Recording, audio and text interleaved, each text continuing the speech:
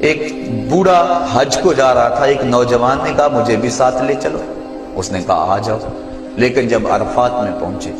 بوڑھے نے آواز لگائی لبیک اللہم لبیک، آگے سے آواز آئی لا لبیک، تیری کوئی حاضری قبول نہیں، تو وہ پھر بھی آواز لگا رہا ہے لبیک اللہم لبیک۔ جوان نے کہا بابا جی سنا نہیں کیا جواب مل رہا ہے؟ کہا آج سے نہیں سن رہا، 70 سال سے سن رہا، 70 سال ہو گئے آتے، میں کہتا ہوں لبیک، جواب آتا ہے لا لبیک۔ تو کہا بابا 70 سال ہو گئے یہ آواز سنتے ہو اور پھر بھی آتے ہو؟ کہا جوان اس در پہ نہ ہوں تو بتاؤ کس در پہ جاؤں،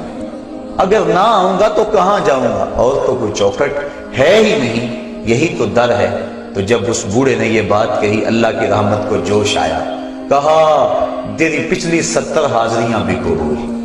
اور آج کی حاضری بھی قبول،